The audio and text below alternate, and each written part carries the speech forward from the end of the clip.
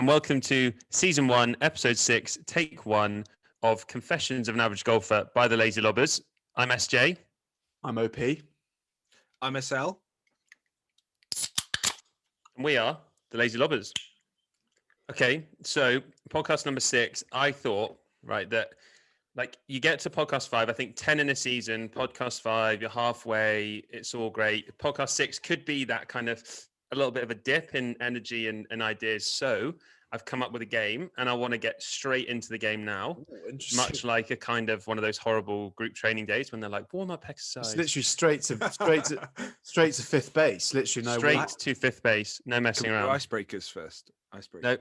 No icebreakers. Straight into the game. Okay, so this game is called. I've edited the name, so it's called Wrong Club Only, but it's actually Wrong Answers Only. So what I'm going to do is I'm going to ask each of you 10 questions, quick fire, okay, and you have to give me the wrong answer. I should just clarify now. This is not my forte. I will struggle with this sort of stuff because it's like the pressure, isn't it? So what I'm going to need is I'm going to ask one person first, and while I'm asking that person, the other person needs to be a good, honest scorekeeper for me. So if someone could just grab a pen and paper, just count how many they get. So what we'll do is we'll do whoever gets the most wrong answers out of 10 will be the winner. You're looking like you've got a furrowed brow there, Ollie. So when I'm asking SL, because I'm going to be doing the rapid fire questions, I need you to just keep the score for how many he gets, okay? Is it golf related or everything related? Well. We'll see. Whoa, daddy. Well, daddy. Okay, so to decide who goes first, we'll go with the lowest handicap golfer, as per them's the rules. So SL, you're going first. And genuinely, I wrote these questions while I was having my coffee this morning, and I don't know who's got the harder or easier questions. So I'll let you choose, Sam. You're going first. Do you want the front 9 or the back 9? Oh, I'll take. There's actually 10 questions. I I should have thought this through. Should have done 9. Do 9 questions. Okay. All right. Well, I'm going to delete one now. The last question of each is just gone. Okay. Do you want the front 9 or the back 9? Front 9, please. Okay. Right. Very, very good. But normally, my answers tend to be fairly sexual for some reason. Like, I have no idea why. I don't know, but let's go. Why not? Okay. Right. So if you take too long to answer them, you'll get timed out. And yeah. Okay. Hole number 1. Spell golf. FLOG. What object do you find in a bunker to flatten the sand? A golf club. If you win the Masters, you get a dildo. Sorry. What club do you hit from 120 yards? A driver. What is it called when you make a score of 1 over the par of a hole? Scratch. What is Ian Poulter's nickname? Ferrari. Which golfer shares his name with the big cat? Sam Levy. What object shows you where the hole is? Timed out. Name my least favorite golfer in the whole world. OP.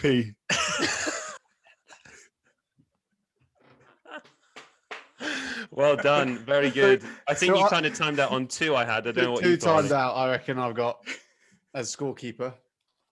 Well done. 7 out of 9. That's good. That's very good. You did better than I expected. I love that. Okay. Right. OP. Are you ready? Sam, you've got to keep score for him just a little bit here. On it. Okay. What do you drink in the bar after a round of golf? Water. That's the correct answer for you. So no point. No bueno. He walked into that one. Definitely wrong for some of us. What object do you use to move your clubs around the course? Time out. 0 for 0. It's hard. I'm finding this hard. I found it when it wasn't me. I think in my head, this will be all right. What club do you use on the green? Driver. Spell hole. Le or I. I forgot. What I is do you know that? what? I forgot we just went into primary school and we were just doing learning Phonetic the alphabet spelling. again. Yeah. Eh. Or it. Oh dear. Name a Spanish golfer. Rafa hat. Name my least favorite golf retailer. Titleist. What do you use to work out the yardage to a hole? Your face. What is it called when you score one shot below the par of a hole? So good. What colour tees do the ladies play off? Black. Nice. Oh, I struggled at the dear. start. I always just like when you said about what carrying clubs around the course. I was literally like in my head. It was like bag, cart, club bag. I was like, why am I thinking of those things? Power caddy, motor caddy, power bug. Good. What was the score? I was trying to keep Huh? really still, so you thought I'd frozen, but you didn't have any of it. 7 as well. 7. Yeah, 7 as well. Oh, that's a shame. Should we have a Half a match. tiebreaker? SJ gets to Um, decide the best answer to the other 2 questions that you scratched off. I've deleted them out of my. Oh right. I okay. literally deleted them. I don't know why I did that. Just they're gone. Never to be known again. You could do a quick fire one. So you say one question, whoever answers wrong quicker. Okay, right. I'll give me uno minuto. You know Memento. Okay. Are you ready? Yeah. Which clothing brand is Jordan Speed sponsored by? Glasses. Squirting.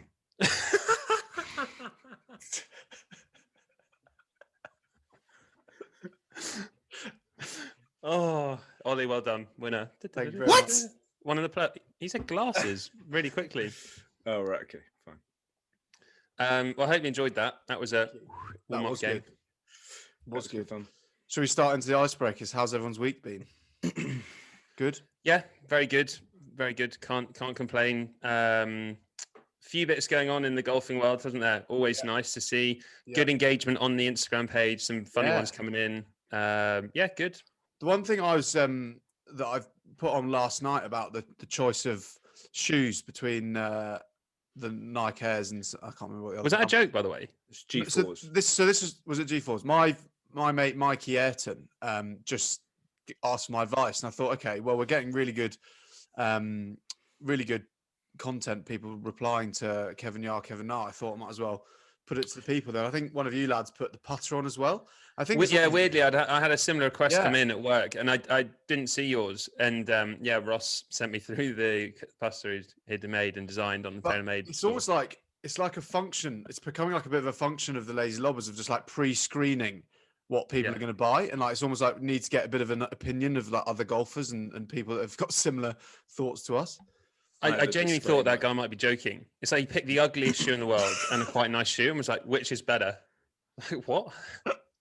I have a disclaimer. I actually like that shoe. I G4 didn't mind the top one. I like the bottom So- one. But But then because I went absolutely mental ape shit at G4 the other week, I was like, I literally cannot vote anything but Nike Air, and I don't like that shoe. But yeah, I actually really liked it. I was quite And I was surprised about the putter one because I actually quite like that putter, but that seemed to get a lot of. do you know what? I think it's a grower because I at first was like, oh, it's kind of controversial. But the more I keep looking at it, I'm looking at it right now. Yeah. I kind of like, I'm not sure I mind it actually. Don't know. What do you think, Sam? Yeah, I'm not a fan. No, I'm selling my putter, so I'm actually on the scout for a putter, and that's it's no bueno. I think I've got to give Ross a shout out for this. He said, what do you think of this putter? And I was like, yeah, it's cool. And he was like, oh yeah, me and my buddy were just designing the most outrageous putters we could possibly come up with on the TaylorMade website. Oh yeah. And he was like, the best thing about, I suppose, a putter is you can make it as flare as you want because you can't shank a putter. I thought I loved that mindset. That is really. Honestly. Do you know that's quite reminiscent of? Do you remember? Well, they still do it, don't they? With Nike, you just go on and create a Nike shoe, and it's just every So good. color Yeah. imaginable for every section, and you're like, let's make this the rainbow. Yeah. You are. Also on the Insta content, I kind of again got this guy I work with, a bit of a legend actually. Ben, Evis to send us that photo. And the questions were, what do you think of Ben sending us this to make us jealous? Have a great game, or hope you shoot 110. I love that 80% of Lazy Lobbers fans are also total savage bastards and really want him to have the worst time possible. So I didn't get that. Is he in Dubai? Does he live in Dubai? Lives in Dubai. Oh, Lives in Dubai, yeah. Very good. And they're still, Fun I fact, guess, Ben Evis, playing. Evis of the Glastonbury Evis family. Bit of trivia for you there. Oh, all right. let me just pick that name up. Yeah. Do nothing with it. And sorry, also, please then, whilst we're about content, how hilarious was it that I managed to find a golf meme specifically rinsing Adam Scott's dress sense I after will. Ollie said Yeah. he's an oily bloke and I'd love to dress like him. For anyone that hasn't seen it, this lady whose name I can't see now, Amanda, she's put a picture of Adam Scott up and said, can someone please donate a light to Adam Scott so he doesn't have to keep dressing in the dark? This is one of those moments where we always argue about things, but I'm sitting here, both hands up. That was a really bad shout, considering that was one of my questions about dress sense. But yeah, but it's not like he's just dressed like that today. He's always dressed like that. Okay. But okay, I'm not going to rinse you for it because you've owned up to your mistake. Yeah. Yeah. Forgiveness is given. Okay. Well, might sit with me for a couple of weeks, but yeah, forgiveness is given. So I think before we go into the real meat and potatoes of it, couple of bits of news. So I ordered not the double dozen, the triple dozen Berksies this week, and all 3 flavors, 12 of each, delicious. Still sponsor them. Still use Lazy Lobbers at checkout. Still get 20% off. Still got free delivery. Still fantastic. Onwards. The other piece of sponsorship news. Go on, Sam. I know you actually love Berksy. Oh yeah, I do. Love it. Tell us how many drunk this week. I got a 36 as well. I got a 36 on Monday, but no, Sunday it was, because again, not true to the brand. I used the checkout code Valentine, and it got me 30% off. Very good. But that was only a weekend offer. So I love that. Actually, just ditching your family just to get a bit more money off. That literally is the most SL thing I've ever heard. Yeah, it sounds like, sorry, I actually used Barstool Golf and got 40% off.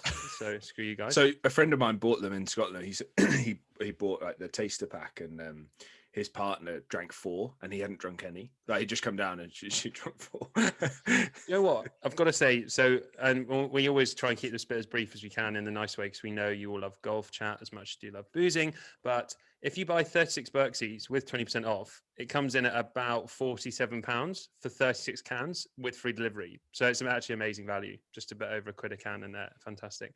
The other piece of huge news, so we teased this 2 weeks ago, and then we were just confirming the details. But I think we can today proudly announce that we, the Lazy Lobbers, have an official travel partner.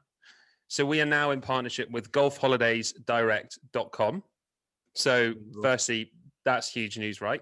That is. Reactions to that? Chuffed, lads? Or it's one of the, I mean, you've been quite quiet on it this week, so it's almost like you've been saying that you're going to get all the details sorted. So I'm quite interested to hear the details, because I'm not actually not any idea about them yet.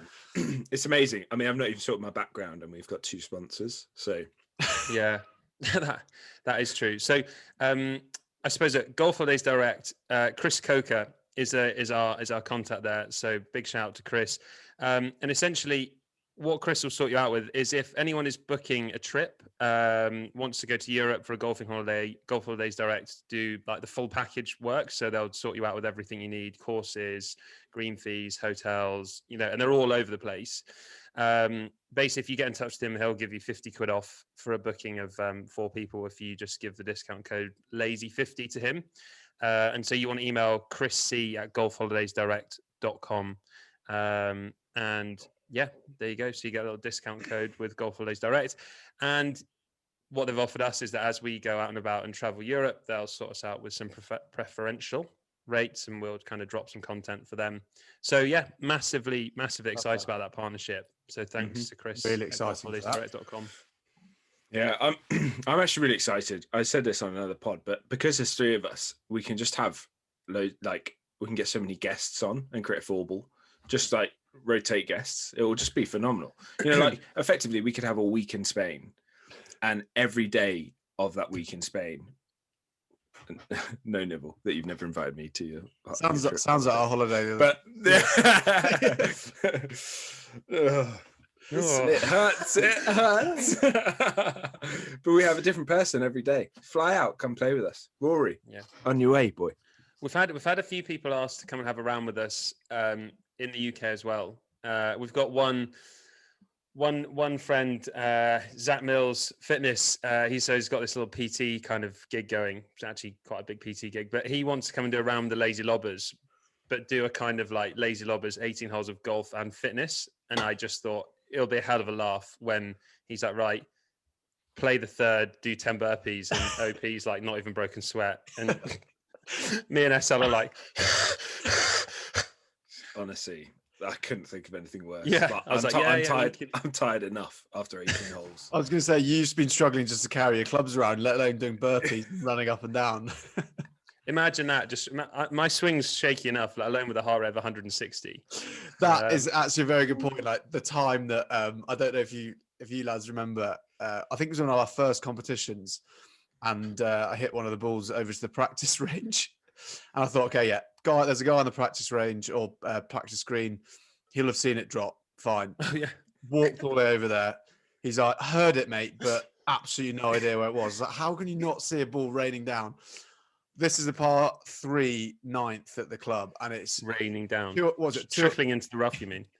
Was it 200 yards on a good day, 220 on a shitter? Yeah, it's long. I had to run back. There's a 4-ball waiting on the tee, literally heart rate of 210, with a hybrid in my hand, just like shaking. Yeah, with your chocolate knees. With your chocolate knees, with a monster in the hand. But yeah, no, it's not the best environment. You actually hit a hell of a shot. You wanted to be modest, and you were waiting for one of us to say you then stuck it to 7 foot. So there you go. That's true. That topic, I was going to kind of maybe hold this back because I don't want to just do segment after segment. But I had a couple of thoughts for hole 101, and I actually had two main ones, and they were connected to exactly what you said. So the first thing is, I hate being let through more than anything in the whole world. It's almost the inverse of what you just had. That moment when a four was like, yeah, right, you go through, lads. Even if I was level par and you were like, I'll give you a bogey on this tee now, if we just walk it, I'd be like, deal. I think it's impossible to score better than a bogey when you've been let through. And I hate it. Yeah, I agree. Yeah, immediate pressure, isn't it? It's like, come on through, lads. Even though, and the worst bit is if you're on the tee, I find. Because if you're on... Yeah, if you're on the tee and then they kind of filter to the sides, or they're in the trees already looking for a ball, and you're like, oh, well, that's immediate. That area, that 1 meter squared area that they're looking for a ball is immediately my aim zone. And there's a 99% chance after being let through that you hang out. And you literally hit it. You're like 4, and then they just play on, and you're like, oh, I'm so sorry. Oh, the absolute worst. There, you're like, you keep playing. You an unsuccessful let through because you've been that vertical. Yeah. a pre let through. Like, carry on, and then actually on the next hole you're caught up again. You're like, it's okay. You just play. Massively. And the other one on the flip side of that is, I know this is going to cause a bit of debate, but can we just put really unnecessarily fast golfers into hole 101? Because there's just no need. Like you've got up 2 weeks before at 6:45 and 49 seconds and booked this tee time. You've been looking forward to it all week. You get there, you've had your Tim Hortons, and then the people behind you decide they want to play in an hour and a half. And you're like, why? Why? This is 4 hours of just like serenity. Yeah. Let's not rush it. When we first joined, do you remember? And every round we played was like sub 3 hours. and Sam was like, what the fuck is this? Like, why is everyone up our ass? They're like, they're there and they want to be like 2 hours in the clubhouse and gone.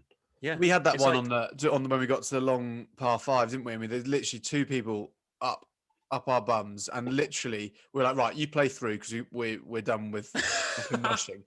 They then, honestly, both of them hit 2 out of bounds. Then there's like 2 in the rough. And it honestly took them 25 minutes to play the par 5. And then we had like 3 other groups waiting on the tee for now us to be like going through.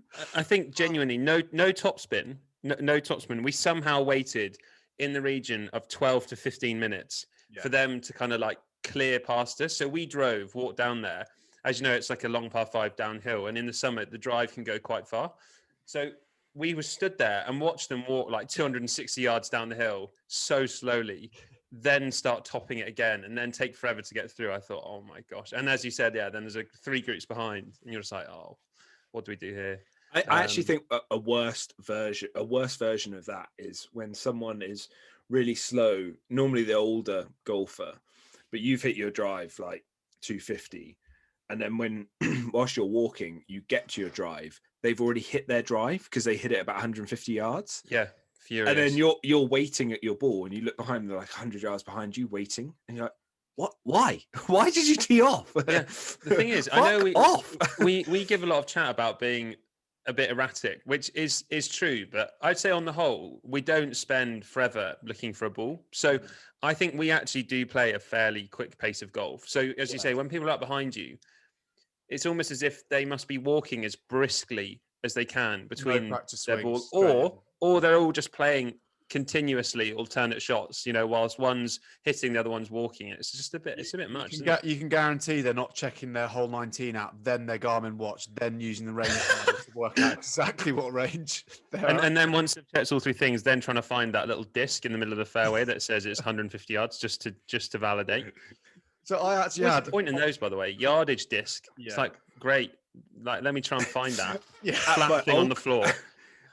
At my old club, they had 2 fern trees and they planted them and they were like, 4 foot high where they planted them. I remember that. 150 meters. Just Mr. Mulligan's mini golf. Yeah. And then they grew, as trees do. They're now fucking massive. They're big. They're a huge tree and they block your shot. So you can hit a perfect drive and you're 150 yards in or 160 yards in and you've got a tree in front of you, which is a marker. That's ridiculous. Yeah. Block.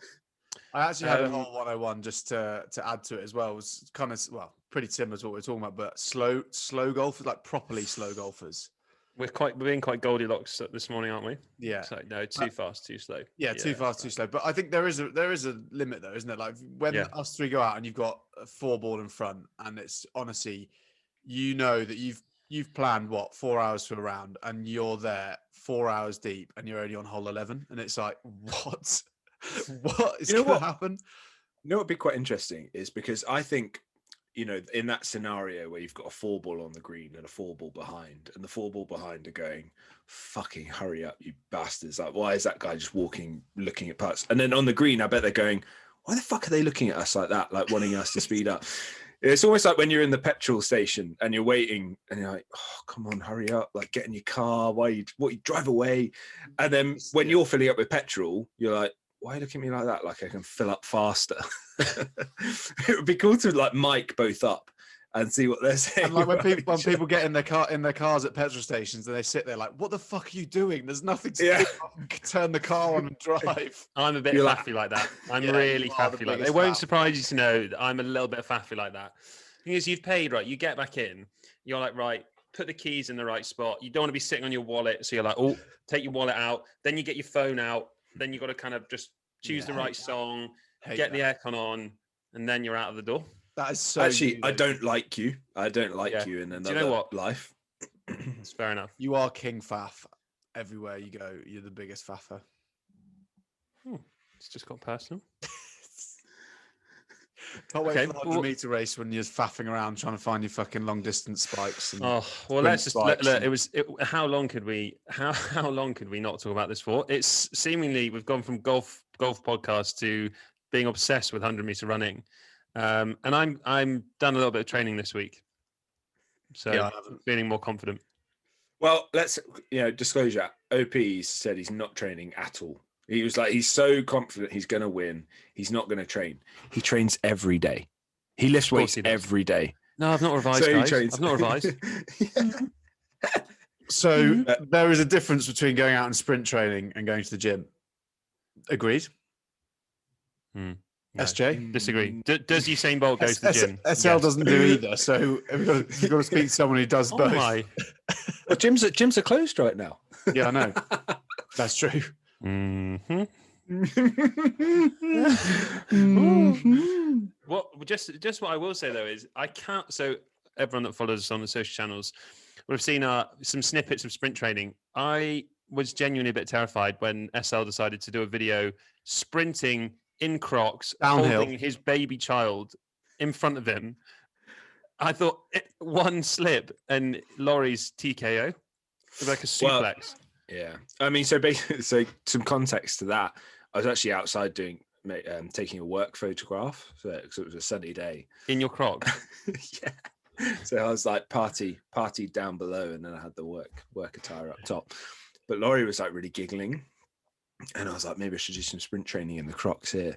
And she took it with me, and I started jogging, and she literally was pissing herself. Like, I've never heard her laugh like that. And then when I got even faster, she was like, ha, ha, ha. Even Laurie thinks your sprint speed's a total joke.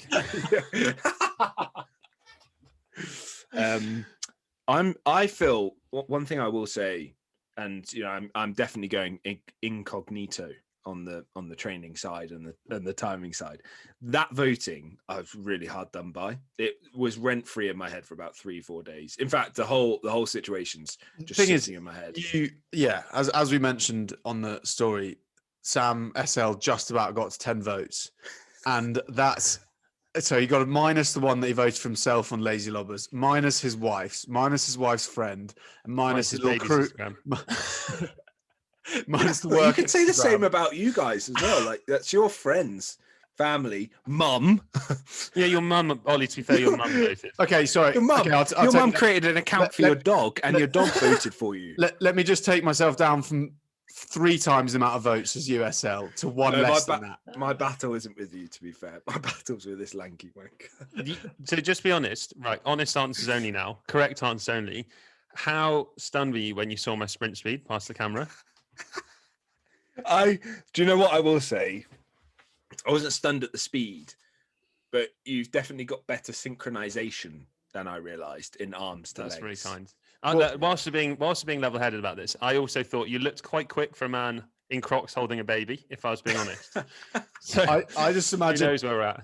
SJ, I just know the length of your road and it being downhill, and just know you standing at the top of your road, trying to get as much speed as you can in front of your front door. The thing is, I mean this genuinely. I haven't.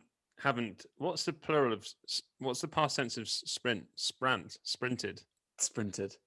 I haven't sprinted 100 meters probably for 15 years. That's what I was saying. I don't think you lads have got up. So I did it. So I went to the top of the road, and you are right that I did go to the top of the road, and I was okay off the line.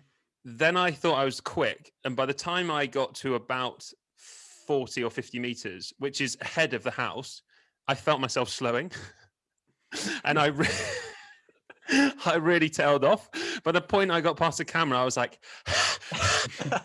it's longer than you think, 100 meters. It really is. Yeah. Okay. I'll tell you this now. Who knows, actually? I might go out and time it. When properly. I did the Crocs sprint, and I bear in mind I did about 20 meters. Yeah. Really a bit of a joke. I came up to the office because I had to go straight back to work, and Alex came up and she was like, look, show me the video. And I was like this. And she was like, Sam, you've not even run 100 meters. Like, are you sure you can run? And I was like, it's harder don't than I worry. Recovery. Put it this way: if we did 100 and there was like some sort of call for a re-race, I couldn't do it, frankly. No way. There's no way you lads are running back-to-back 100 meters, are they? I reckon it probably took me, if I was guessing, between 17 and 18 seconds to run about 80 meters. So that's not great, is it? That's terrible. That's awful. I think so. It felt like an eternity. It probably felt like 3 minutes as well.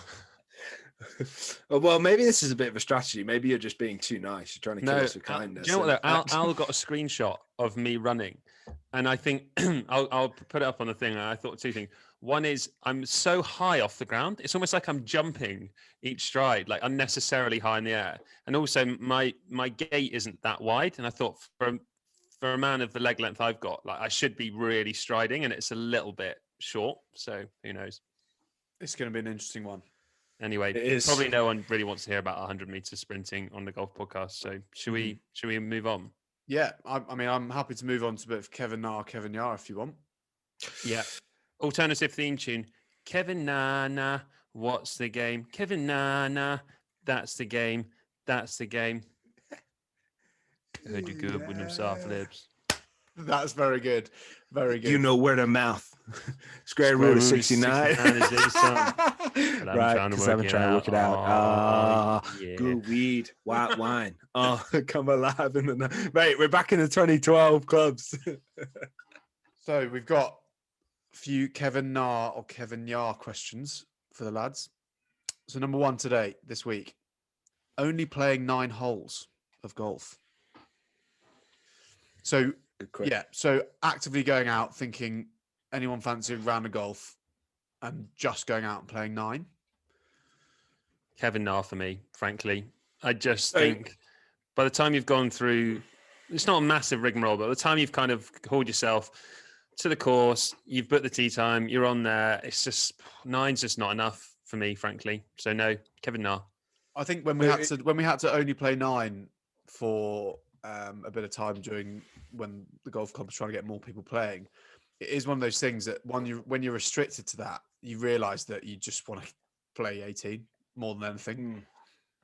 Agreed. I mean, look, if it's a summer evening and you kind of think, oh, look, I like live very near the course, I'm just going to take 4 irons and a putter out and just do a quick browse on a 9 hole, then potentially. But overall, like if it's a set piece thing on a Saturday, where it's like you 1 round a week and you go do 9 holes, I just feel like I've been left a bit short, honestly. SL? Yeah, some further clarity for me on the question is needed, because we used to do like sundowners 9 holes, and arguably for me it was one of the best things I've ever done. So you turn up at like 5 p.m, 5:30, maybe even 6 as the last groups go off. You just play 9 holes, and it's Stapleford. Highest Stapleford wins the pot. You know, everyone puts in £2 or whatever, but it's just such like summer evening. Yeah. That sun it's not in your eyes, but it's like ambient, really bright light, and it's warm, and you're just with your mates and having a few drinks. It's like the weekend, like that Thursday night vibe. But then if someone's saying for a second there, that was so beautiful. If someone's saying, just close your eyes, let's just play 9 holes on Saturday, you're not part of my friendship group, to be honest. I think we're all in the sort of winter golf frame of mind at the moment, aren't we? With like having not even being able to fathom finishing work and going to play a round of 18 holes in the evening. Like during obviously the summer that's just been, like that was obviously mega, but now, yeah, I guess we're not in that frame of mind. But yeah, weekend 9 holes is not the one really, is it? Kevin Na. No, Kevin. Okay. No, to that. Kevin Na. Right. Bit of golf fashion. No. Golf. No. Visors. What are our thoughts on golf visors? So just Ian Poulter, basically. Poults, yeah. SL, start us off. No. Kevin, nah. No. What man plays with a visor? So this again maybe won't surprise some people. I desperately want to wear a visor. Like I want that to be a cool thing. No, I want to wear serious? one. I want to wear one. I want it to be cool. It makes a lot of sense. The peak keeps the sun out your eyes. It doesn't squash your schlid. But ultimately, it's impossible to look even remotely cool with a visor unless you've got the weirdest pineapple head with hair that like sits over the top of it. It just doesn't make any sense. It's not possible to make them look good. Have you ever?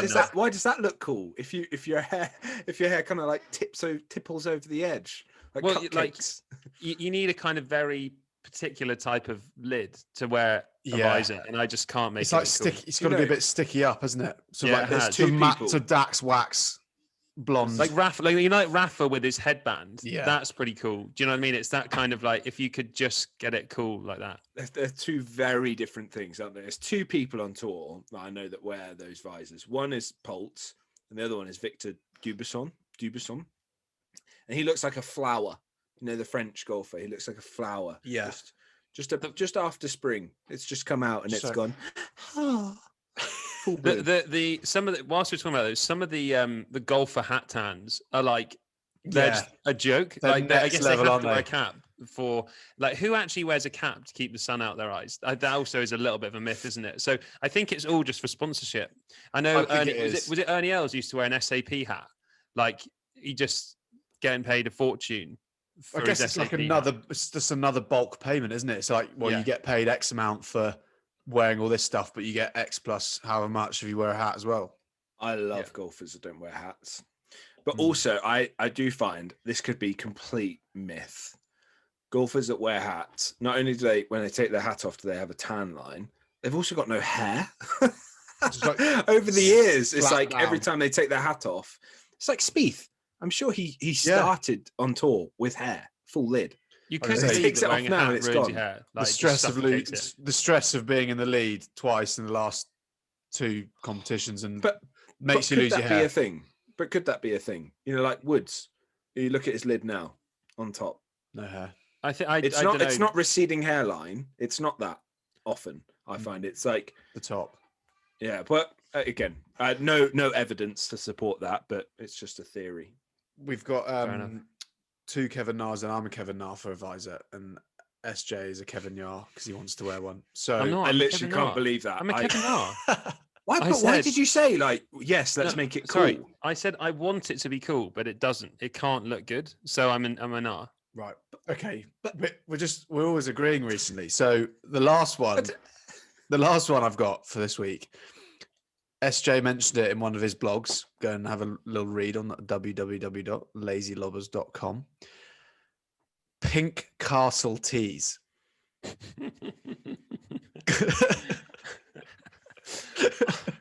I just like so I know he'll be listening. Dad the lad, he uses a pink castle tea. So fair enough. I kind of like I get them because they make all the sense, but somehow they make none of the sense at the same time. So for people that don't know what we're talking about, it's the teas that have they are called a castle tea, but they've kind of got a raised lip around them that means that when you put the tea in the ground, it can only go so far. So you get a very consistent tea height, which is logical. They're also plastic, so they're kind of durable as well. But just why? Like all the pros use wooden teas, and there's nothing more satisfying than just snapping that wooden tea when you've ripped one. So I just think Kevin Na ultimately. Was it the bit that you said about that everyone ends up spending 15 minutes looking for a pink castle tea after they hit That is it as well. the The idea that worst. because it doesn't break, you can't leave it behind. So pace of play ruined because it's like how can I not find a fluorescent pink tea on a sea of green? But they're impossible to find. It's nothing worse than like playing in a roll up or people that you don't know, and then the two of them are looking for teas, and you're up. You know, it's your turn, and you're about to go onto the tee, and you're like, "What the fuck are you doing? Like, get out of the way!" And they're about 10 meters ahead of you, looking in the rough and like scanning. Right. This is the God's honest truth. This is, and what I'm about to tell is a true tale. A guy at my first ever golf club, Southbeds Golf Club, he used to have the most peculiar teeing off contraption I've ever seen. Imagine 3 rubber kicking tees that you would use on a. Imagine a rubber kicking tee for rugby, shrunk down to a very, very small size. 3 of them, all of different heights, all connected by string. So it doesn't actually go into the ground; it sits on top of the ground. He I puts thought the they were ball on winter top of it. teas. Huh? Oh yeah, I know what you mean. Aren't they Yeah, winter yeah. teas? You use them to put on the They Astro. are. Yeah, So- or indoor teas as well. Right. Potentially. winter and indoor. So he's got 3 different heights, all attached to a piece of string. So he used them on a normal And- course. And he would just put them down on the tee, put his ball on top, and hit it. And then as he hit it, it'd be like this sort of like slingshot of these like string of rubber tees flying down the kind of to the edge of the tee box. I just thought the thing I always ask myself is, do the professionals use this equipment? Because if they don't, there's probably a reason. So like attaching a massive load of string to your tee to just really slow you down on impact seems like the weirdest thing to do forever. But he never lost a tee, that guy. Like I was he going to couldn't say, I possibly can't lose it. believe he used them on the main course. He's That's like so funny. lassoing pigeons with his string and rubber tees. Oh. Remarkable. Well, yeah. Is that 3 Kevin Nars again? Is it?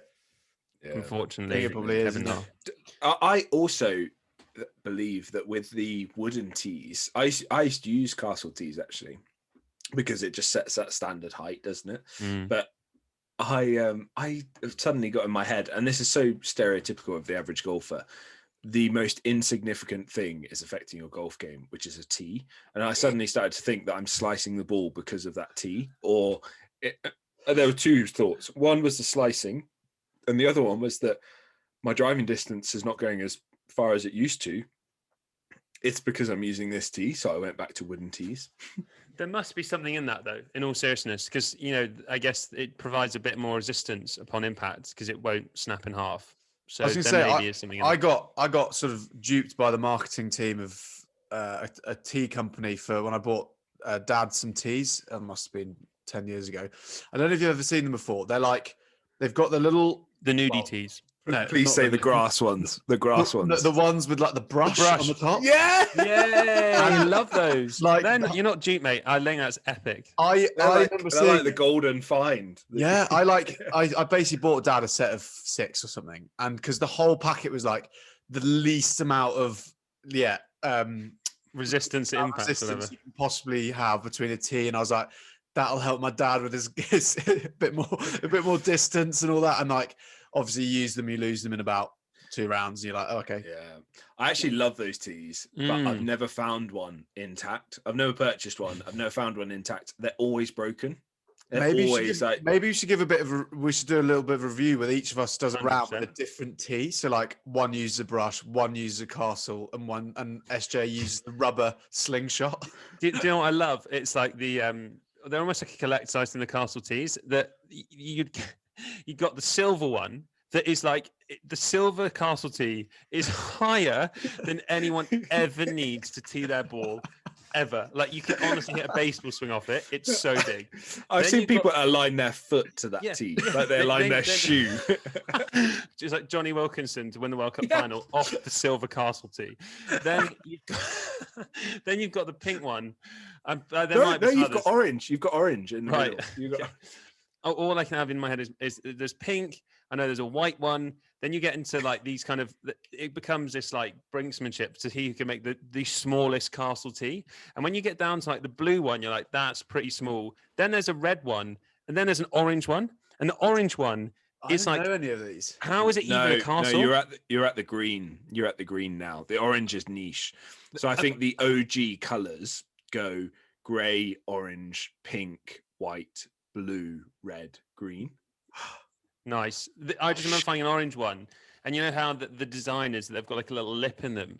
It's almost like someone's had to get a laser cutter to put this lip in it because it's so small. SL's clearly a secret Kevin Yar for this. Knows all the colours, has used them all his life. You know why I know all the colours? I love the green ones. Like I learned because that's basically flush on the ground, but it's just a nice little height. Extra. The ones I don't understand are the blue ones. Do you know the blue ones? They're bigger than the red, smaller than white, but I don't know what you hit off them because they're probably about maybe just higher than half an inch. It's too low for a driver and it's far too high for a 3-wood. So I'm also with you, like I'm a bit baffled what you'd hit off that. I find them all the time and I'm just like, poof, throw it away again. Right, another good Kevin Yar, Kevin Nahr, but we have all agreed again. I'll have a little rethink and try and get some proper discussion points. Okay, questions. I'm 4 questions. And it's 12. Quickly get to the questions. Right, questions. Starts getting Insta questions. We've got some really good ones this week. Thank you very much to everyone who submitted again. As always, we get some really interesting comments. Can't go through all of them, but we'll go through some select ones. We're back to Banks HC17. We have got more than 4 fans, by the way.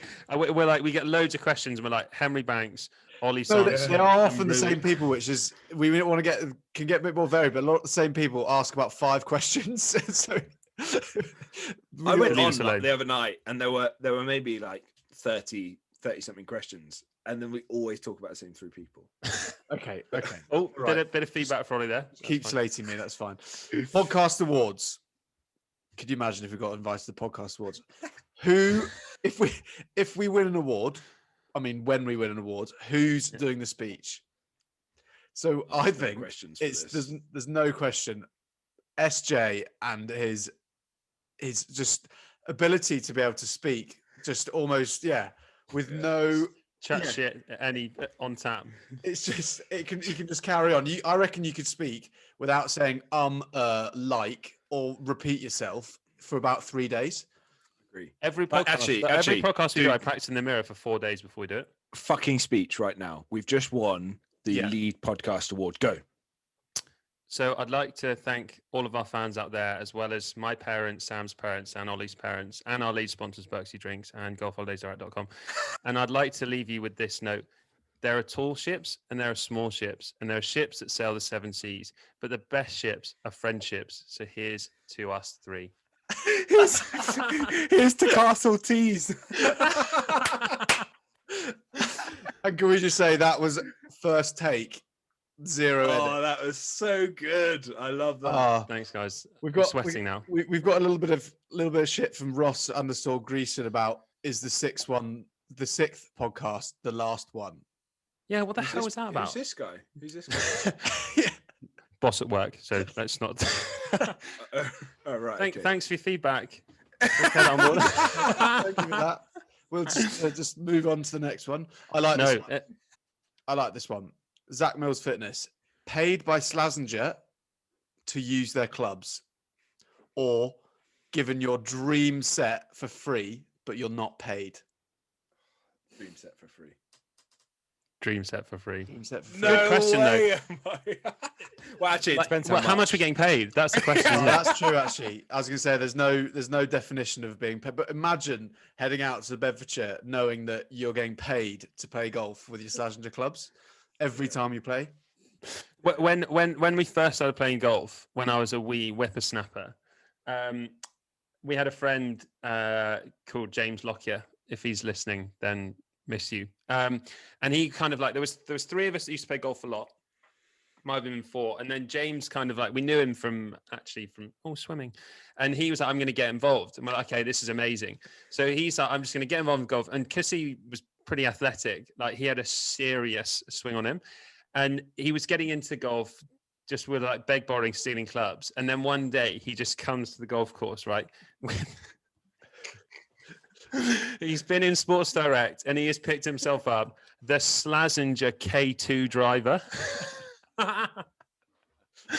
Or might have even I think it was a Slazenger or a Dunlop now, and it was about the time when all the manufacturers were bringing out the triangle shaped driver heads. Do you remember those? Yes. And this was like someone will correct me, I'm pretty sure it was Slazenger, right? It had the shaft was effectively rubber, right? It was like the floppiest shaft I've ever seen, and he was a lefty, and he used to swing it as hard as he could. I've never seen slicing like it. Like it was a game ruiner. So Slazenger K2. That's so funny. You couldn't pay me all the money in the world to use that, frankly. That's so good. Okay. ACC Miller.